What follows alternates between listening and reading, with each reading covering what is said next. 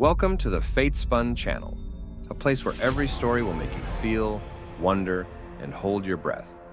Are you ready? Then go ahead. Story number 1. I did not allow my sister to attend the wedding because of her past behavior. Am I wrong? My name is Mark, and I recently married the woman of my dreams, Kate. But the happiness of this event was overshadowed by the decision I made about my sister, Stephanie. Now my whole family is calling me selfish, and I want to tell my side of the story. Stephanie has always been someone who loves to be the center of attention. At every family holiday, birthday party, or other event, she always found a way to accidentally be the center of attention. I kept quiet, but her behavior became unbearable after I got engaged to Kate. At our engagement party, Stephanie decided to announce that she was pregnant. It wasn't true. She just made it up to get a reaction. I was shocked to find out that it was her joke. She said it was innocent because everyone was already paying attention to you anyway. Kate was upset, but decided to put it behind her. I felt that this time, I couldn't just forgive. When we started preparing for the wedding, Kate expressed her fears. What if she does something again? I tried to talk to Stephanie, warned her to respect our day and not do anything that would distract from the bride and groom. She just laughed. Relax, it's just me. 2 weeks before the wedding, my cousin called me and told me that Stephanie was planning to show up in a wedding dress. She thought it was a funny joke that everyone would appreciate. I was shocked. I realized that this time, I had to be tough. I told Stephanie that she was no longer invited to the wedding. Her reaction was explosive, screaming, insults, even trying to get our mother involved to convince me to change my mind. On the day of the wedding, I saw that I had received a dozen messages from relatives who supported Stephanie.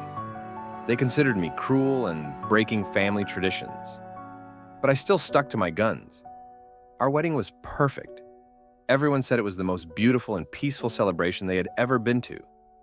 But now, even afterwards, I can't shake the guilt. Part of me thinks I may have overreacted. So, was I wrong to exclude my sister from the guest list? Story number 2, Twin in the Mirror. My name is Jake, and up until a certain point, I was a total skeptic about anything supernatural or strange. My friends liked to joke about Matrix glitches, but I always laughed it off. But one incident made me look at these stories differently. It all started when I moved into a new apartment. It was small, but I immediately fell in love with its atmosphere. I especially liked the large mirror in the hallway, which seemed to just fit in. It was old, with a carved wooden frame, and I even thought it might have come from some antique shop. One evening, when I got home from work, I decided to relax and watch TV. I walked by the mirror and noticed something strange. My reflection was not moving exactly like me. It was very small, but I definitely noticed that my shadow was somehow slightly late in its movements. I stopped and started to look closely. The next day, I told my friend Alan about it. He laughed and said, "Maybe you're just tired after work, buddy." But I still couldn't shake the feeling that something was wrong. That strange movement in the mirror kept bothering me. After a few days, I started to notice that my reflection was doing something that I wasn't doing. One day, I was just standing there and it started to slowly smile. I was definitely not smiling. One evening, I decided to take a video on my phone to see if this was really happening. I sat down in front of the mirror, looking carefully into my own eyes, and started recording. At first, nothing strange happened, but then my reflection blinked, even though I didn't. It wasn't just a small thing. I could clearly see that my eyes remained open, but in the mirror they closed. My heart started beating fast, and I started to panic. I raised my hand to stop the video, but my reflection didn't. It stayed in place, and even started reaching out to me with its hand, as if it wanted to touch me. I couldn't move, it was like I was paralyzed. Then, suddenly I heard a sharp sound. The mirror fell off its stand and I heard it shatter. I left the room, completely shocked by what had happened. A few minutes later, I came back and the mirror was on the floor, completely broken, even though I hadn't touched it. Since then, I have not been able to find peace. I took the pieces out and told myself that I never wanted to deal with these mirrors again.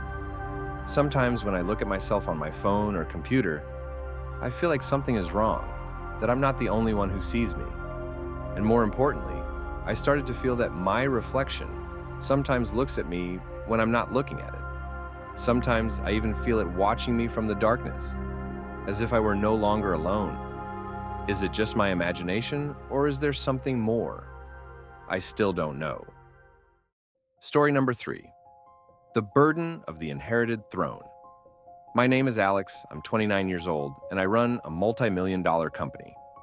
Sounds impressive, right?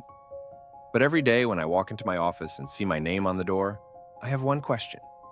Do I even have the right to be here? It all started when I was 12 years old. My mother, Maria, has always been an extremely strong and powerful woman. She kept us, my younger brother and I, in an iron grip. But at the same time, we were afraid of her. My father had left us when I was very young, and my mother often said that she would do everything to make sure we had a better life than anyone else. One day, Thomas came into our lives, a wealthy, charismatic man who owned a large company. My mother said he would help us change our lives. Thomas was married, but it didn't seem to bother her. She did everything she could to take his wife's place. Her friendliness and manners turned into cold cruelty when his wife began to resist. I don't know how it happened, but one day Thomas's wife disappeared. My mother said she had left, leaving her husband behind. But it was hard for me to believe it. There was something strange in her voice, and there was a sparkle in her eyes that I'd never seen before. A few months after she disappeared, my mother became the new Mrs. Thomas.